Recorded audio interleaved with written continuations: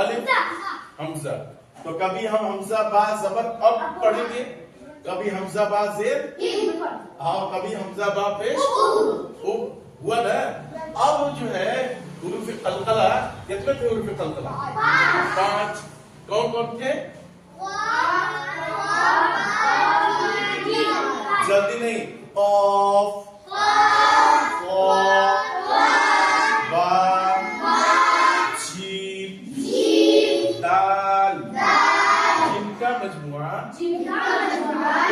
جدن ہے.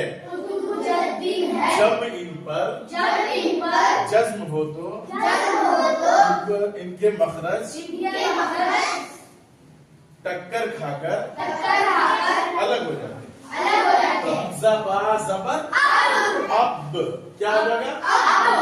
لام قاف زبر حمزہ قا زبر اب حمزہ جیم زبر لام دال زیر رد لام دال زبر. اب دیکھیے حمزہ با زبر اب تھا. اب دیکھیے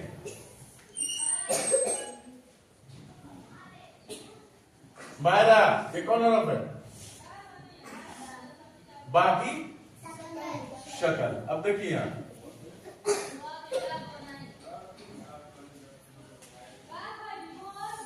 دیکھو کون کون حرف ہے؟ بتاؤ جی کیا لکھا ہے؟ با سین. اب دیکھیے با کے اوپر کچھ لینا ہے تو اب دیکھیے با کے اوپر کیا دیے اور سین کے اوپر کیا دیے؟ آپ پڑھے نا جزم والے حرف کو کیا کہتے ہیں؟ ساکن. جزم والے حرف کو کیا کہتے ہیں؟ اور جزم والے حرف کو کیا کرتے ہیں؟ تو با سین زبر اگر زیر دے دیں گے تو با سین زیر اگر پیش دے دیں گے تو با سین پیش بس. ٹھیک ہے. اسی طریقے سے اب رک جائے گا. ابھی آپ لوگ نہیں بولیں گے, قاعدہ والے بولیں گے. قاعدہ والے بولیں گے. قاعدہ والے ادھر دیکھتے رہو. عرش بتاؤ تو یہ کون حرف ہے؟ قاف. ٹھیک بتایا افراد یہ کون حرف ہے؟ فا.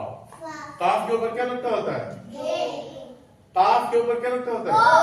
2 اور فا کے اوپر 1. اب دیکھیے اب جا کے کیا ہو جائے گا اس کا نام؟ قاف. کیا ہو جائے گا؟ اب دیکھو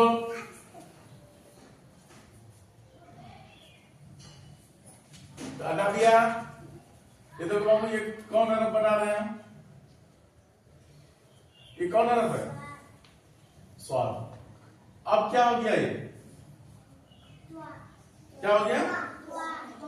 قا.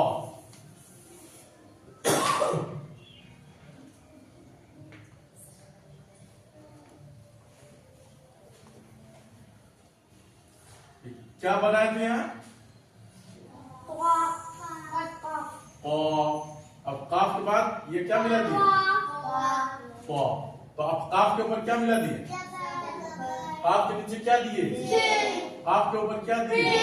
پیش. قا کے اوپر کیا دیے؟ جزم. ٹھیک ہے نا. تو اب کیا پڑھیں گے ہم؟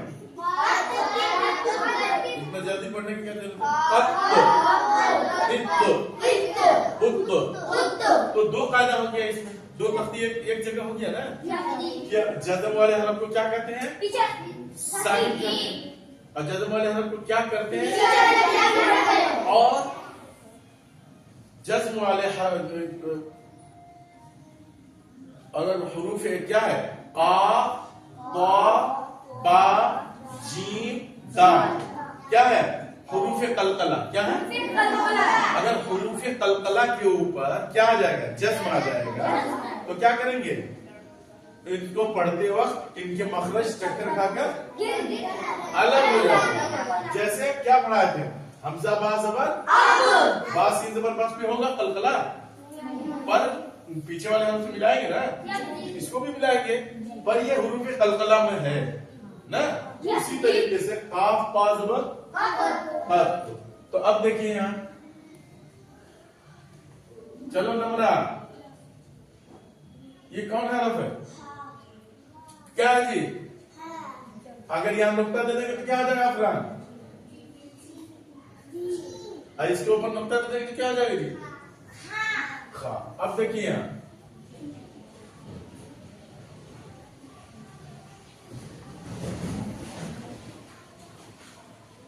ये कौन हर्फ है? अब काफ के ऊपर क्या दी है? तो अब हम देखेंगे कि हुरूफ कलकला के 5 हर्फों में से कोई हर्फ है कि नहीं है ना? तो अब देखिए जीम काफ जबर, जीम काफ जेर, जीम काफ पेश जुक, ठीक है ना? तो अब हम क्या पढ़ेंगे? तख्ती नंबर पढ़ो। अऊज़ु बिल्लाहि मिनश शैतानिर रजीम।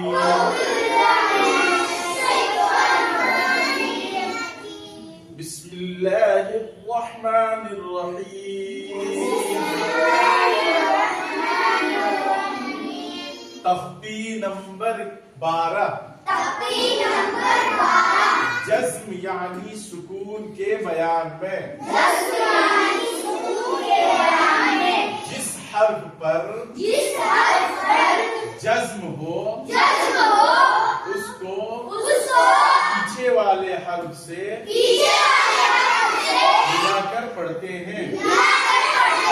जज्म वाले हर्फ को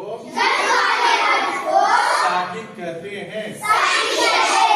जज्म वाले हर्फ को साकिन कहते हैं। जज्म वाले हर्फ को पीछे वाले हर्फ से मिलाकर पढ़ते हैं। और हमजा साकिना के पढ़ने में झटका होता है। हमजा बा जबर, हमजा बा जेर, हमजा बा पेश, बा सीन जबर, बा सीन जेर, बा सीन पेश, जीम काफ जबर, जीम काफ जेर, जीम काफ पेश जुक। खलकना वअमना वहाबुन अज्रुन लम यलिद वलम यूलद। अब देखिए यहाँ, देखिए यहाँ लाम के ऊपर, यहाँ लाम है ना?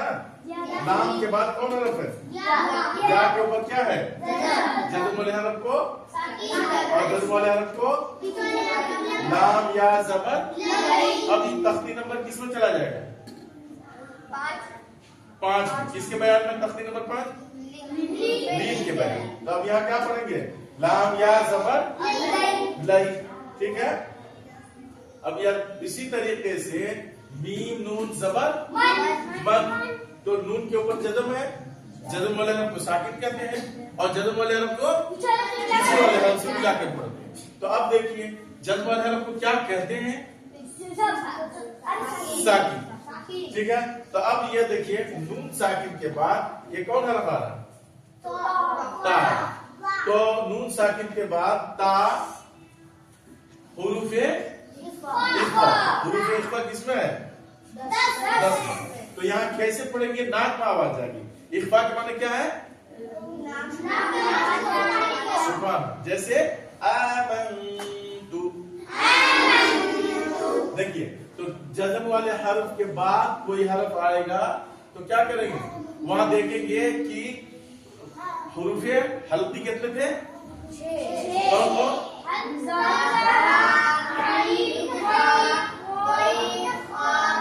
ठीक है? तो तनवीन या नून साकिन वाले हर्फ के बाद देखेंगे कि हुरूफ हल्की के कोई हर्फ आ रहा है या हुरूफ इख्फा में से कोई हर्फ आ रहा है, ठीक है? गौर करो। और तनवीन और नून साकिन वाले नून जज्म वाले हर्फ को पीछे वाले हर्फ से मिलाकर पढ़ो।